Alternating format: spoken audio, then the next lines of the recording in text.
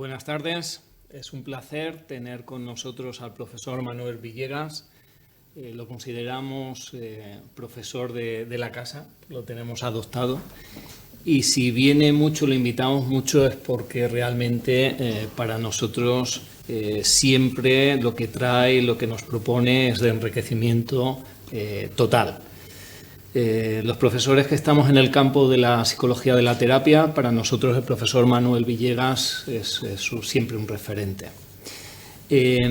Hoy va a presentar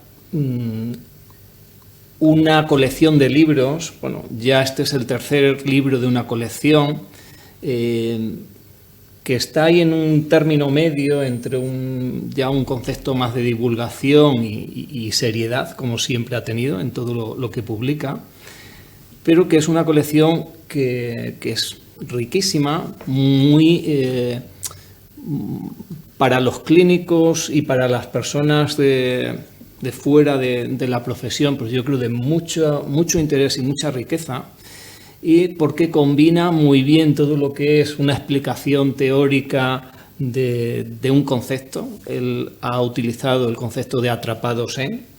Empezó esta colección con el libro de Atrapados en el espejo, sobre el narcisismo y sus modalidades. El segundo libro, Atrapados en el amor, hablaba de la dependencia afectiva. Y este tercer libro que nos presenta hoy, Atrapados en la mente, que se centra en el tema de las obsesiones, combina, como decía, muy bien el tema de una orientación tipo mapa teórico que nos ayuda a entender todos estos procesos y conceptos, y que lo enriquece, como siempre y como el profesor Villegas sabe hacer, con casos clínicos que nos presenta, con sus procesos y sus definiciones, ¿no? Y todo esto para nosotros siempre es un material de riqueza incalculable, tanto en nuestras asignaturas de grado como de posgrado.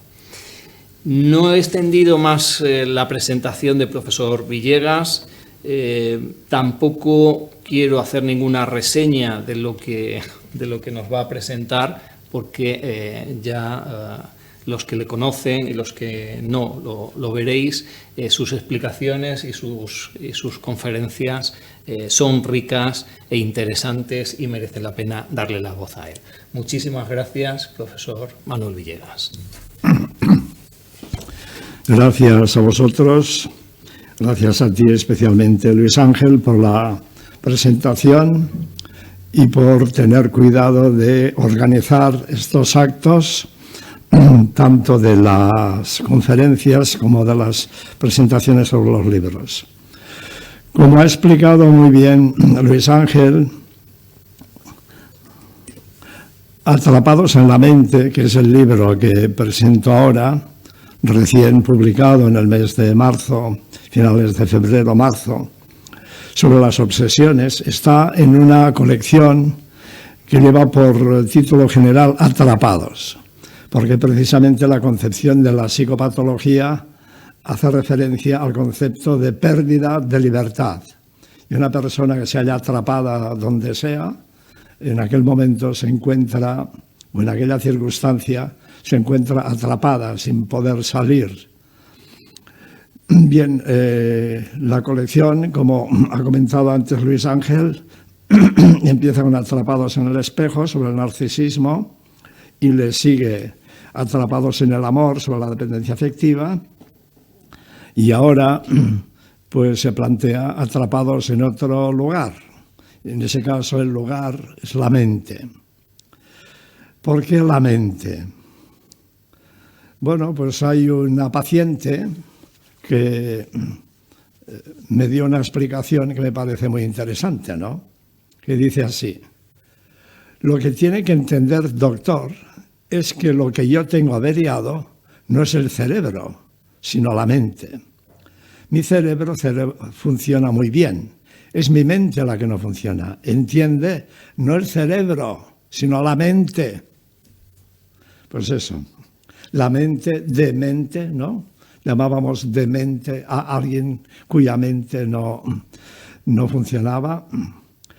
Bueno, naturalmente Naturalmente, si hago referencia a esta distinción entre la mente y el cerebro que hace la misma paciente, es porque nos referimos no a lo que sucede a nivel cerebral, que siempre sucede algo, constantemente está sucediendo, sino al producto, diríamos, emergente de esa actividad mental, de esa actividad cerebral, que es el pensamiento, que es el sentimiento, que es el lenguaje, que es el...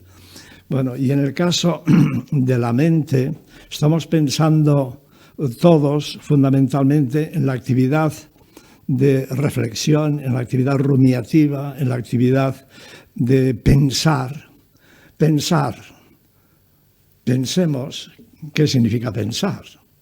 Pensar significa pesar. Viene la palabra pensum, que significa el peso de la balanza. Como sabéis, en las balanzas no electrónicas de nuestros antepasados había dos platillos que todavía son el símbolo de la justicia, por ejemplo, donde se ponía, y eso aparece ya en Egipto, en las decoraciones mortuorias, que se pesan las almas, ¿no? Se ponen dos platos y se intenta equilibrar. Libra es la balanza, ¿no? Y aquí es que sea igual, que los dos platos de la balanza pesen igual. Pero si los dos platos de la balanza pesan igual, significa o que están vacíos o que no se puede decidir, porque siempre al final tiene que bajar uno y subir otro. Cuando la mente tiene que tomar una decisión, tiene que escoger uno de los platos. Y justamente esa dificultad de decidir, de poner más peso en un lado que en otro, es característico de la obsesión. Por eso está siempre dudando. La duda es ese balanceo, la balanza se mueve, pero nunca se equilibra, ni nunca se desequilibra. Está constantemente considerando ambos platos. Bueno, pues precisamente vamos a fijarnos en esa actividad de la mente pensante que está relacionada con la capacidad o incapacidad para decidir, para tomar una opción. ¿Tengo que temer o no tengo que temer? ¿Tengo que separarme o no tengo que separarme? ¿Tengo que limpiar o no tengo que limpiar? ¿Para qué? El DSM-5 dice que el TOC se caracteriza por la presencia de obsesiones y compulsiones, lo cual es de una perogrullada tremenda, ¿no? Porque dice que el trastorno obsesivo-compulsivo se caracteriza por obsesiones y compulsiones. Eso es lo de perogrullo, que le llamaba a la mano cerrada, le llamaba puño. O sea, por eso era perogrullo. O sea, es una evidencia total. Y las obsesiones, dice, son pensamientos, impulsos o imágenes recurrentes y persistentes que se experimentan como intrusivos y no deseados. Y más adelante, las compulsiones son conductas repetitivas o actos mentales que un individuo se siente impulsado a realizar en respuesta a una obsesión o de acuerdo con reglas que deben aplicarse rígidamente. Bien, como esa actividad pensante es una actividad que hacen todos los cerebros humanos, justamente me interesa, y es el leitmotiv de todos los libros de la colección Atrapados, dar a entender que estos fenómenos son específicamente humanos. Es decir, por ejemplo, si el ser humano tiene una relación con la representación de sí mismo, es decir, con su imagen, es porque es humano. No hay otro animal en el mundo que tenga una representación de sí mismo. Y por eso el narcisismo es un fenómeno humano. Si los seres humanos, aparte de las tendencias, diríamos, evolutivas de la especie para la reproducción, relacionadas con el sexo y la crianza y incluso el apego animal, si va más allá y le da a eso una dimensión de significado trascendental, el amor, el enamoramiento, bla, bla, es porque somos humanos. Hemos convertido la tendencia, diríamos, sexual, el instinto sexual, lo hemos convertido en una pasión. Y esa pasión es algo que nos pasa. Por eso es una pasión, ¿no? Porque nos pasa. Bueno, pues igualmente que nos pasa que nos enamoramos todos, o no, pero no podemos no tener relación con el amor, porque pasamos del amor al odio o a la indiferencia. O sea, no existe el no amor. Existen variaciones en el amor, pero la dimensión amorosa es una dimensión humana. La dimensión narcisista es una dimensión humana. La dimensión pensante es una dimensión humana. Entonces, ¿qué hace que una estructura, un funcionamiento que originariamente es específico de la especie humana, pues nos pueda traer tantos problemas? Pero nos trae problemas el enamoramiento y el desenamoramiento, claro. Nos trae problemas la imagen, nos trae problemas el pensar, precisamente porque diríamos, adquiere una dimensión trascendente que va más allá de la pura función, porque también un animal, cuando llega al final de un camino, si se encuentra dos caminos, escoge uno. No se queda allí pensando, sino que decide que se va por uno o por otro, no sabemos por qué. Si hablara, a lo mejor diría sí, porque por ahí hay rastros que me conducen a mi destino. Bueno, pues lo que caracteriza al pensamiento obsesivo no es un tema de capacidad para pensar o resolver problemas, sino que es un tema de confianza. ¿Cómo puedo estar seguro de que mi decisión es correcta, es adecuada, es funcional? Bueno, generalmente, y antes, por ejemplo, con una compañera que tenemos aquí en el público, hablábamos de una película reciente que es Anatomía de una caída. Hay un momento en que justamente el niño, espero no hacer ningún spoiler, se plantea que no sabe qué decidirse entre una opción u otra. Y porque mentalmente todo es posible. Es posible la hipótesis A y es posible la hipótesis B. ¿Qué es lo que haga que yo me decida? Pues lo que haga que yo me decida es una decisión que tomo. Yo quiero que eso, cuando no le encuentro una salida, que esa sea mi construcción de la realidad. Yo decido. O sea, hay un aspecto en el pensamiento que es que la balanza, al final yo le pongo una piedrecita y hace que la balanza se incline en el lado A o en el lado B. ¿Y eso por qué? Porque el pensamiento siempre es interesado. No es un pensamiento, diríamos, algorítmico, que funcione como un programa de inteligencia artificial, sino que el pensamiento es interesado. En el momento que estoy jugando ajedrez y decido mover una ficha en vez de otra, es porque de alguna manera he valorado que esa decisión estaba más a favor de mis intereses que otra. Bien, ya sabemos la famosa situación en que se encontró, creo que era Kasparov, con la máquina, ¿no?, jugando al ajedrez. Bien, ¿por qué? Porque nuestro pensamiento no surge, diríamos, de una función metacognitiva abstracta, sino que surge de nuestra experiencia afectiva, sensorial, relacional, etcétera, etcétera. Entonces, en este esquema hay un intento de explicar por qué la balanza se vuelve recursiva y no decisoria. ¿Por qué no decide?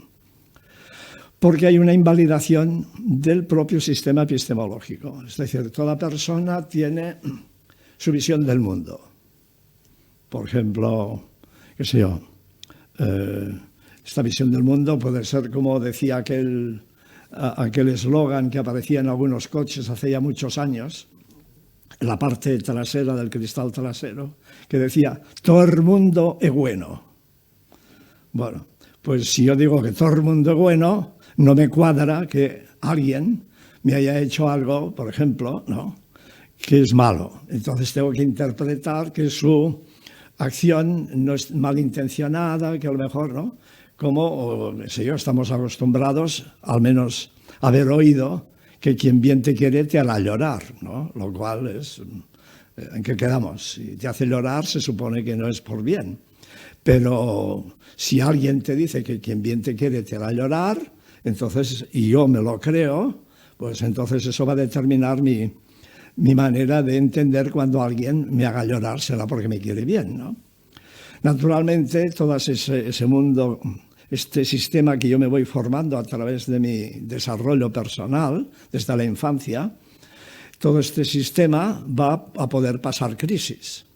Y esas crisis puede ser que modifiquen el sistema o que, como pasa en el tema de la revolución de los sistemas científicos, el sistema se defienda y genere, por ejemplo, justificaciones, etcétera. Eso se ve mucho, por ejemplo, en la dependencia afectiva y en el maltrato, en que generalmente la mujer, también podría ser el hombre, pero estadísticamente suele ser más la mujer, dice, no, sí, eso pasa porque, claro, cuando está muy cansado, o porque le han ido mal las cosas, o porque quiere ponerme a prueba, o, bueno, basta con leer el Boccaccio para ver lo que es poner a prueba, por ejemplo, en el caso de la pastora Griselda.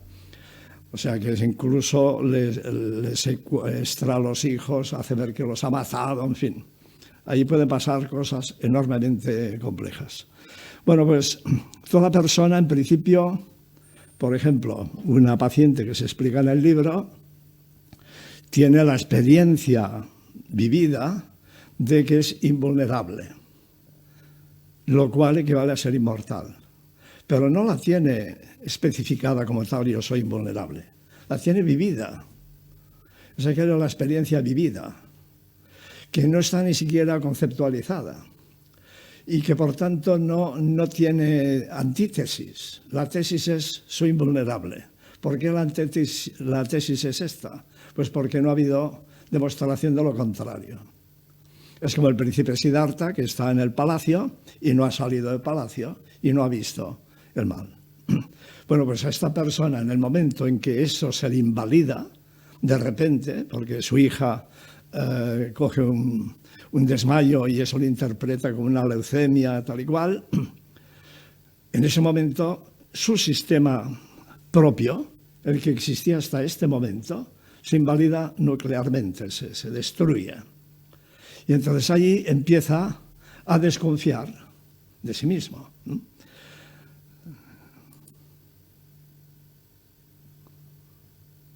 Allí se destruye el sistema propio de la persona.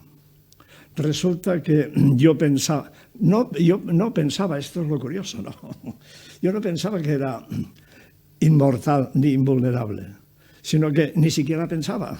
O sea, no estaba en mi pensamiento, porque en mi vivencia estaba, justamente era una chica digo chica, ya he dicho esta mañana hablando de ella, que tenía 32 años cuando le pasó esto y que hasta aquel momento ella dice que no sentía el cuerpo, porque lo vivía, simplemente lo vivía. No había una representación mental sobre la experiencia. Lo que le hace aparecer la representación mental sobre si es vulnerable o no es vulnerable es la experiencia de la vulnerabilidad, en principio ajena a la de la hija, pero luego se plantea si ella no se ha dado cuenta, pues a lo mejor se tiene que dar cuenta, ¿no? Y que si además la hija depende de ella, si ella se muere, pues se morirá. ¿Qué pasará con su hija? Entonces, este sistema primario, diríamos, experiencial, desde el punto de vista fenomenológico, que es vivido a nivel solo de experiencia sentida pero no pensada. Ese sistema que permite la espontaneidad, porque no hay cuestionamiento, al ser invalidado genera una inversión, donde ahora los criterios externos sustituyen a los internos. Y en este sentido los criterios externos son heteronómicos, es decir, vienen dictados por la ciencia, o vienen dictados por las autoridades, o vienen dictados por lo que dicen los demás. O sea, yo ya no me puedo fiar de mí mismo. Si no me puedo fiar de mí mismo, ¿qué pasa? Pues que dudo, aparece la duda. Miedo a equivocarse o a ser engañado. Aquí hay el famoso, bueno, famoso porque ha sido famoso, no sé si ahora alguien se refiere a él, pero, por ejemplo, Descartes, que desarrolla como método sistemático la duda, ¿no? La duda sistemática. Descartes habla del genio malévolo, maligno. Dice, imagínate que hubiera un genio maligno, una especie de diablo, en esa pugna entre Dios y el diablo, que hiciera que nos engañáramos sobre nuestra percepción, que consideráramos que aquello que percibimos es así, cuando en realidad, como en Calderón, la vida es sueño. O sea, tú estás viviendo un sueño y te piensas que es una realidad. Entonces, ¿cómo lo podrías saber? Claro, hay que tener en cuenta que Descartes pertenecía a las congregaciones marianas, que eran, diríamos, estaban en la órbita de los jesuitas, y que lo mismo que el obispo Berkeley, que decía es percipi, ser es percibido. Y entonces se planteaba, bueno, si yo veo mi pluma, entonces la pluma existe, está ahí. Pero si no la veo, y para ser, tiene que ser percibida, la pluma ha dejado de existir. Porque además existir es eso, es estar ahí fuera. Entonces se está poniendo, con el tiempo se está poniendo mal. Termino con esto. Pero ¿cómo lo resolvía Berkeley? Aunque dé nombre a una universidad norteamericana, Berkeley era un obispo. Y como obispo, pues decía, Dios, que sí, lo ve, está en todas partes, lo ve todo, continúa viendo la pluma, y por lo tanto la pluma existe. Bueno, pues en ese caso, Descartes lo soluciona parecido. Dios, que me ha creado, nos ha creado a todos, no puede permitir que los sentidos que Él ha creado nos engañen. Por tanto, no existe el engaño ontológico, diríamos, ¿no? Pero sí el psicológico. Yo me puedo engañar. ¿Quién me dice que no me puedo engañar? Entonces, ¿qué pasa? Desarrollo un control sobre el error mental. ¿Cómo? A través de la rumiación. Y luego la otra parte es, por una parte no estoy seguro, ¿no? Dudo. Pero por otra parte mis acciones pueden también cometer errores, o sea, pueden generar males. Y entonces ahí aparece la culpa. Por acción u omisión, que no te digo nada, porque a veces no has hecho algo malo y te das cuenta, a lo mejor. Pero ¿y si has dejado de hacer algo bueno y no te das cuenta? Entonces hay que estar no solamente mirando de reparar, sino de prevenir el error moral. Y eso me lleva pues, a un nuevo tipo de control, como son los rituales y las conductas de comprobación o prevención. Y como esto no acaba de volver, tiene que ir atrás, eso. Como eso no acaba de recuperar el propio sistema epistemológico, el bucle empieza a dar vueltas. Y constantemente, y por eso constantemente tengo que repetir rituales, tengo que repetir comprobaciones. Hay algunos trucos, diríamos, que se utilizan en la obsesión, que es decir, vale, voy a comprobar, pero 7 veces. ¿Y quién te dice que la séptima es la buena, no? Y a veces, mientras estoy haciendo la comprobación, pienso, ¿llevo 4 o llevo 5? Volvamos a empezar, si no, no hay manera de saberlo, ¿no? O sea que uno se mete en una especie de vorágine donde la vorágine se lo va apoderando de él. Y de ahí viene el nombre de obsesión, porque la palabra obsesión significa sentarse delante de alguien. La sesión es sentarse, ¿no? Y es enfrente.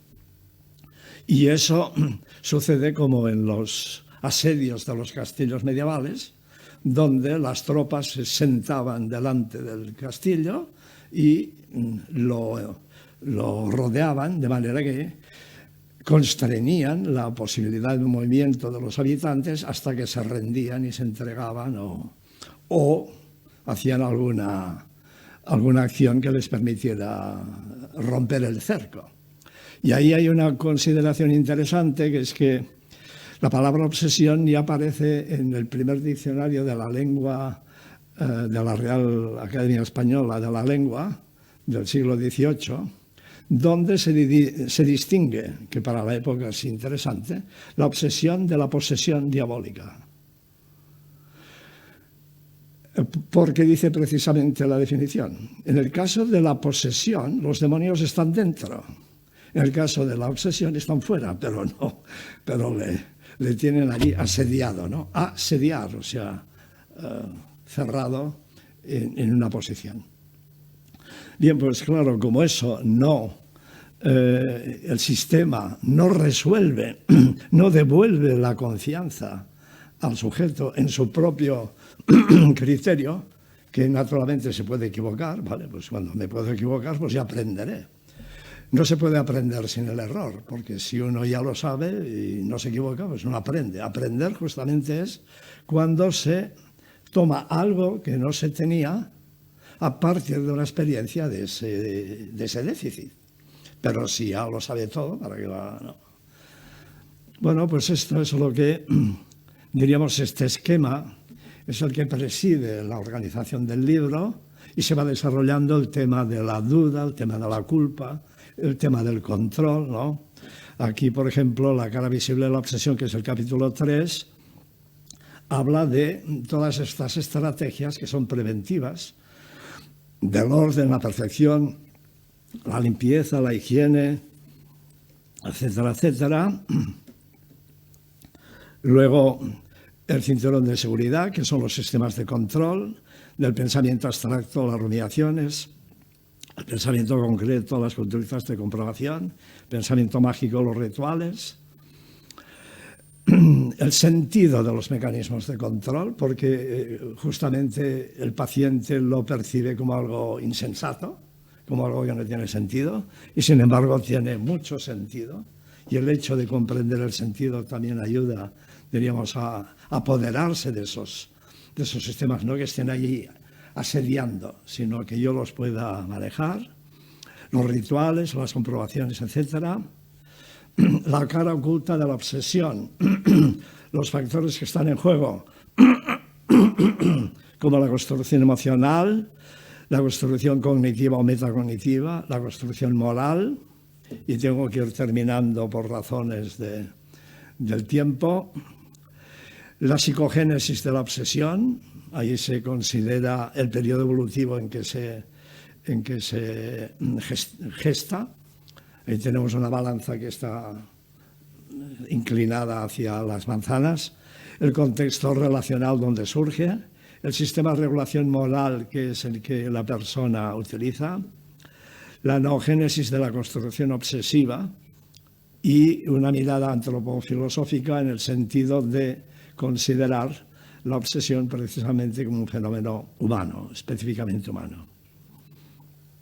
Finalmente, se plantean las posibilidades de la psicoterapia en la obsesión, las técnicas de intervención, el proceso terapéutico, los aspectos específicos a considerar en su caso y la autonomía, que era el tema de la exposición de esta mañana, como integración. Ese sería, pues, diríamos, la estructura del libro, que fundamentalmente, como espero haya quedado de manifiesto, tiene que ver con esa concepción de la estructura de la obsesión como una actividad humana de la mente en el momento en que esa mente pierde el contacto, se invalida el contacto con su sistema de autovalidación. Incluso en el caso de que me equivoque, es preferible equivocarme que no dudar. Bueno, pues quien desee profundizar en esa temática puede interesarse por este libro que hemos presentado y hemos titulado Atrapados en la mente, las obsesiones. Gracias por su atención.